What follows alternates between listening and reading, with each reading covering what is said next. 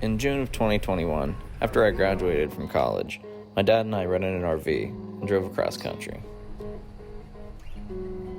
We started our trip out at the Rock and Roll Hall of Fame in Cleveland, Ohio. There was a lot of really cool stuff there. Johnny Cash's bus was sweet, the Elvis exhibit was inspiring, and it was really cool to see all the old Led Zeppelin stuff. I mean, Jimmy Page's guitars are amazing. Something just felt right about starting the trip off this way. Dad and I have always bonded over our love of music, and we happen to love a lot of the same genres of music even. Where you at? There you are. We ran into a lot of standstill traffic on the way from Ohio to Indiana. 2-hour drive took about 3.5 hours. We eventually made it to Elkhart, Indiana. We pulled into a motel parking lot, and we called it a night. We woke up at 5, had quick showers, and checked out of the motel. Dad wanted to get to Wisconsin to get a new exterior AC panel because we lost ours somewhere in Ohio. And of course we needed to be there as soon as they'd open. We got coffee at a pilot station and hit the road. With our mugs full and our foot on the gas, we headed for Chicago.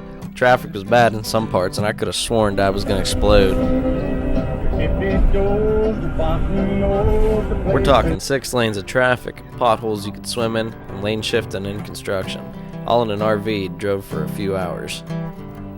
We made it through in a record time though, considering we forgot about the time zone change. We made it to the RV shop and they hooked us up. We asked about food/cheese recommendations and we were told cheese curds from Culver's and cheese as sharp as you can find. Please for the mouse on. We were completely awestruck at the variety of cheeses that the Mouse House Cheese House had on stock. Dad ended up spending over $90 just on cheese. We made it all the way through Minnesota before I could shit.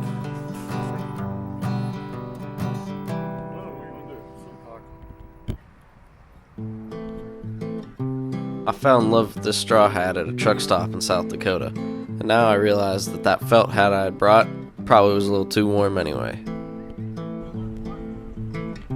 We rolled into our KOA campsite at 8 o'clock in Sioux Falls. The campsite was packed, but it was great to be off the road. The shower was nice, but the cheese dogs were nicer. By the end of this trip, we're going to be making the best sandwiches this country has ever seen. We woke up at 5 again. This time I stayed asleep for a while Dad hit the road. We were on a straight stretch in South Dakota for literally hours. The only billboards on both sides were talking about Wall Drugstore in Wall, South Dakota, so it more than warranted a stop.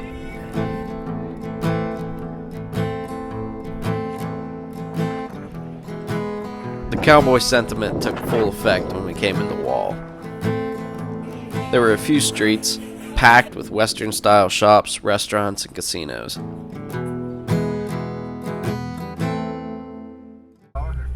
We'd already covered a lot of ground, and we had even more to go before we got to Black Hills, so we stopped at the Badlands National Park. The wind there was just insane, but that didn't take away from the beauty of the park at all. The scenery is unreal.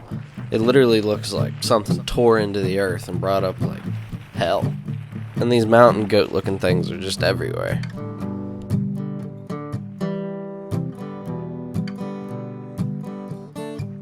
We got tired of fighting the wind and got back in the RV for a little scenic drive through the Badlands.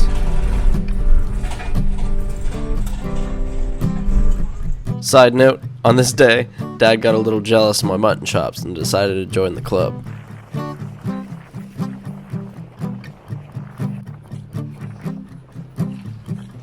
This shot is me trying my best to get a picture of a gopher through my dad's binoculars. We found this buffalo who's roaming alone. My guess is he got kicked out of the herd because he's looking a little mangled.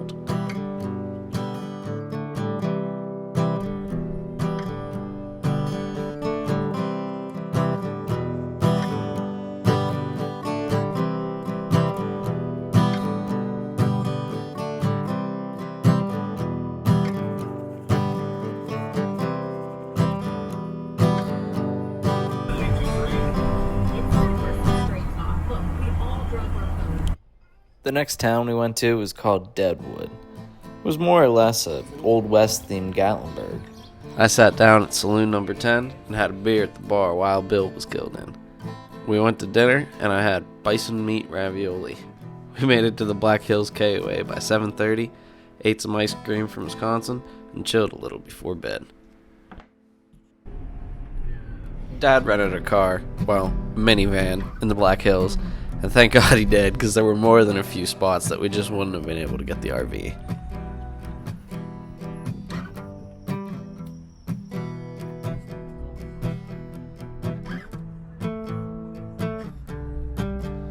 We were headed for Mount Rushmore, but we took the scenic route.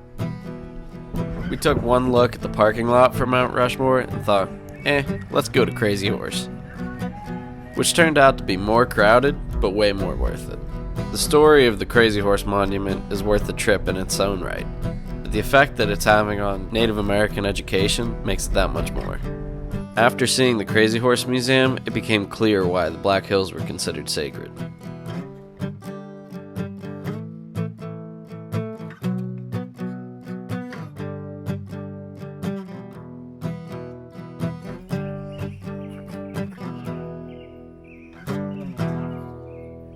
Dad and I headed off on Cathedral Spires hiking trail. It was only 1.5 miles out and back, but the elevation made it a bit of a challenge. The scenery on this trail was amazing. The spires themselves were so tall, and cutting through all the crevices made you feel like a pioneer. Dad and I really appreciated the moment with each other.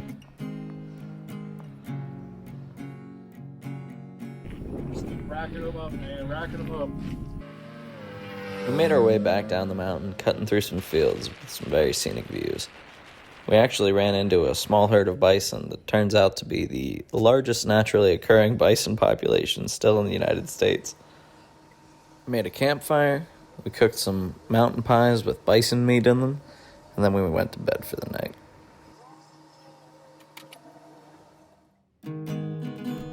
We were heading for Colorado, but we had to cut through Wyoming. It was mostly barren the entire drive there, but it was occasionally broken up by buttes and spires of mountains. A sign popped out of nowhere for a post office, and we figured it was as good a time as any to mail Mom's birthday cards. We pulled into the very small town of J.M., Wyoming. This town was straight out of a Western. There were a few people that still lived there, but the majority of the town was old buildings. The town was founded by an old rancher whose initials were J.M., hence the name. It felt really cool to walk around here with Dad. On this stretch of road, we pulled out our finger guns and had ourselves an old-fashioned duel.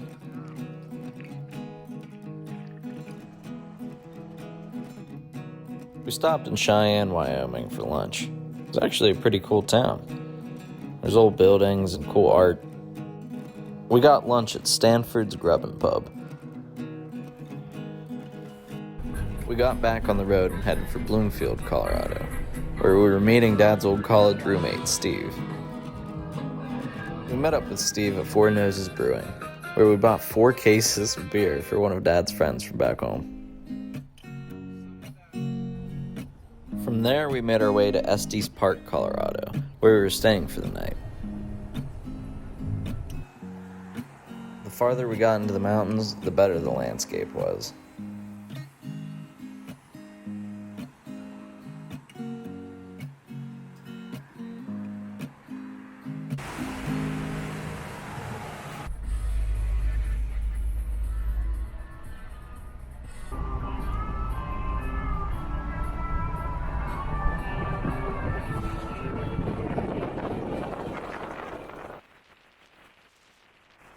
We pulled into the Estes Park KOA and were greeted by Ross, a volunteer camp host. Dad talked his ear off. Ross actually turned out to be really cool. He's a photographer in the area, and he actually shot Fleetwood Mac on their farewell tour. He gave us some great hiking recommendations. Ross had tipped us off that if you went into the park early enough, you didn't have to make a reservation. So that put us about 45 minutes into the park before anyone else.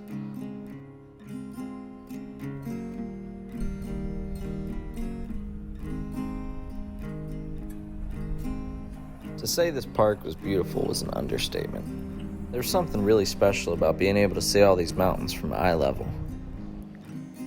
On the top of the mountains, the air was really thin. It made you concentrate on your breathing, which honestly made for a much better experience.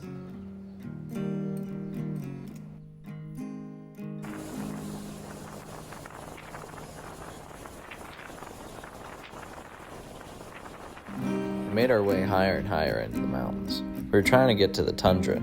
Ross had told us about the Ute Trail. The majority of it was closed because of snowmelt, but it was still really cool to walk around on the barren tundra. I quickly made friends with these little mountain gophers. They were just entirely desensitized to people.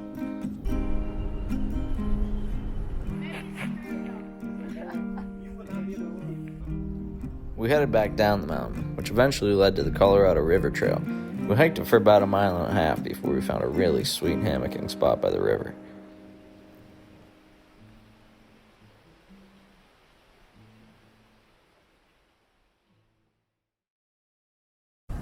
The next morning, we hit the road early to try to get to Utah. It was a really long drive, but it was scenic pretty much the entire way.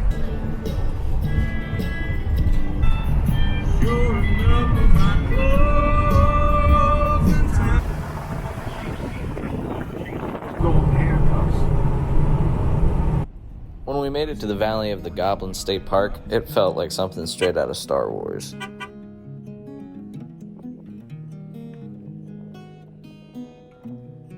There were just miles and miles of these rock formations called hoodoos.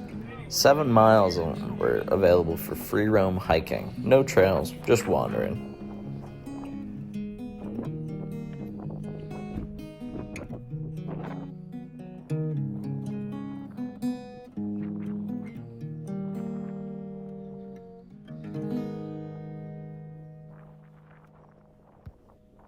It was really cool to walk through these things. But the day we were there, the wind was brutal. No mountains to break up the sand. It would just carry it as fast as it wanted to. We felt like we were being sandblasted. I probably had 3 coats of sand over my eyelids. After I drained about 2 bottles of eye drops in my eyes trying to get the sand out, I played guitar in the desert for a little bit. That was really cool. With my guitar and mouth full of sand, we headed south. We were heading for Capitol Reef, but there were some pretty cool stops along the way.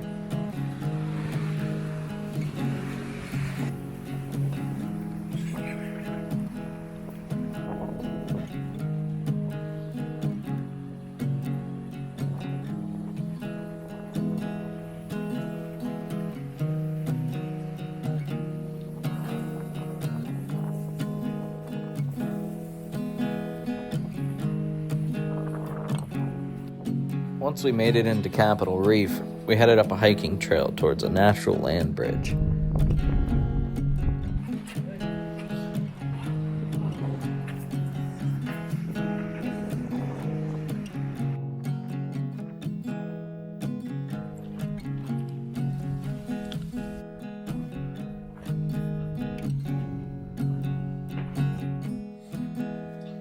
This was a really cool hike, but the combination of sand in our mouth and the sun beating down on us really took it out of us. On our way to Glendale, Utah, we decided to drive through Bryson Canyon National Park. It was really crowded there. We couldn't really even find a place to park, so I took this picture and then we left. She was more confused and disappointed. A few months before this trip, Dad had flown out to Utah and rented a car. He was driving around in the snow when he got stuck in a ditch. He met a tow truck driver named James, who also happens to rent side-by-sides. We rented this Razor and took it up into the hills of Duck Creek Village, Utah. This was the lake that Dad had been driving to when he got stuck in that ditch. Turn left, we're going back the way we came. We got a little lost in the mountains, but I thought that was part of the fun. We eventually made it to what Dad wanted to see, Strawberry Cliffs. It was a pretty great view. We hopped back on the trails and followed a few other vehicles all the way up to a place called Mammoth Cave.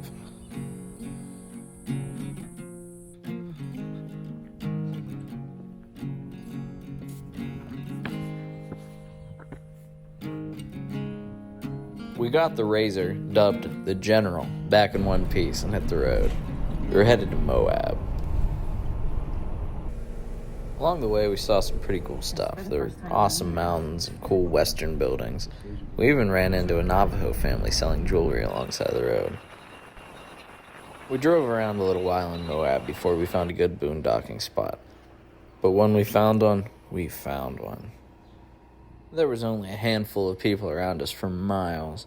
It was just open desert. We used the outdoor shower to hose off in the desert, and then just sat around and enjoyed the view. That night, we forgot to put the awning back in. We woke up to what felt like an earthquake late into the morning. Because of how late it was, you could see every single star in the sky. I had never seen the Milky Way so clear in my entire life. I had to pull Dad out of the camper just to see it. It felt like a once-in-a-lifetime opportunity. We woke up early in Moab. We had scheduled a 7 o'clock off-road tour of Arches National Park, and we had to get into town. We pulled into the expedition place called Navtech to see a parking lot full of 90s Land Cruisers. They were all just a little bit lifted on about 31 to 33-inch tires. We met our guide, named Justin. He was a high school teacher from California who spent his summers giving tours in Moab, Utah. He specialized in backcountry tours. He told us he was going to take us to the old entrance of Arches, the one that they used before it was considered a national park.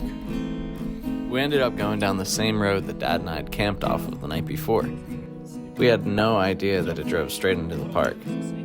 We got out of the truck and Justin showed us dinosaur footprints that were fossilized. It was really cool to see the park from this perspective. We were truly off the beaten path. We got to go over some rocks and do some trail riding that really scratched an off-road itch. Having an experienced tour guide like Justin show us around added so much to the trip. It became much more than just sightseeing. We were learning about the plants, about the history of the park, and about the story of Moab. As it turned out, the town really exploded around the 1940s. Following the Second World War, there was a huge boom in people mining for uranium and other nuclear material, and Moab had a lot of it. Large uranium deposits are actually the main reason that Utah's desert looks so desolate. In fact, most of the soil is radioactive, technically alive. Another perk of taking the backcountry tour was being able to walk right up to some of these rock formations. The pedestrian paths in the park only take you so close to these things. After our tour, Justin even tipped us off on the best food trucks to eat at in town. We hit the road and made it all the way to Cortez, Colorado, where Dad had booked a hotel. He hit the sack early that night, and I walked around town before watching sunset at the lake. We woke up around 5 this day. We had a lot of ground to cover. We were in New Mexico by the time Mom was around for her birthday phone call. Out of all the states we went through on this trip, New Mexico is by far the least populated. We spent hours driving on a stretch of highway that had no exits. It ran alongside the Navajo reservation. We eventually made it to the eastern panhandle of Texas, where I played every Texas song I could think of. In Texas, we got caught in our first rainstorm of the entire trip. We kind of lucked out. We really didn't see much in Oklahoma except for Garth Brooks signs, and we lost the hubcap off the RV there, so that's there too. We pulled into a Love's truck stop at Fort Smith, Arkansas, and slept next to the semis.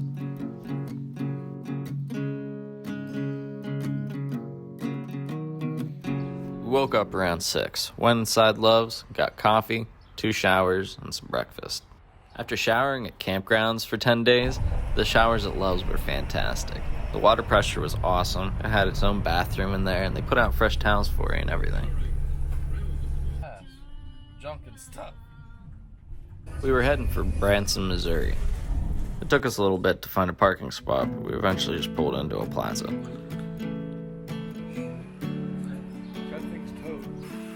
Downtown Branson was pretty cool. There were cool fountains, and it was right by the river.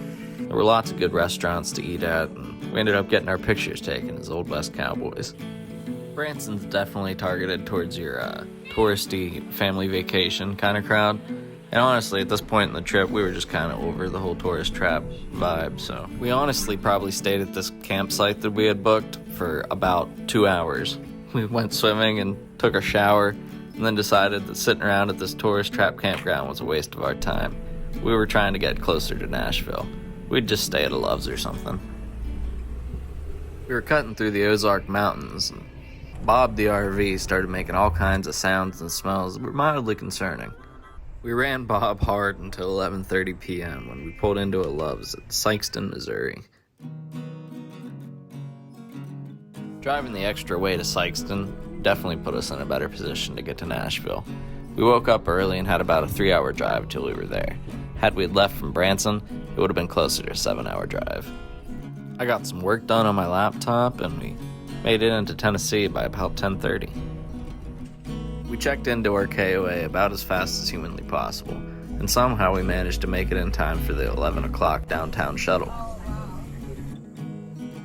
Nashville was pretty bumping for a Tuesday afternoon, but I suppose it's just one of those towns that never really slows down. We made our way into the Ernest Tubb record shop, which is just legendary in its own right. They still sell records and merch and stuff, but in the back they kind of converted the old studio space into a museum featuring the Midnight Jamboree radio hour. They also have a restaurant side, which we ended up eating at. Literally every restaurant you go to in Nashville will have live music. Doesn't matter the time of the day. And every few hours you'll see bands walk across the street to play a different venue.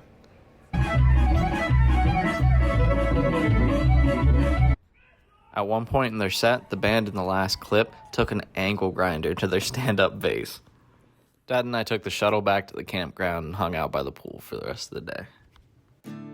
We started our day off by hitting the Country Music Hall of Fame downtown. There were lots of really cool guitars and exhibits here. Brooks and Dunn were being inducted as new members, so their exhibit was pretty cool.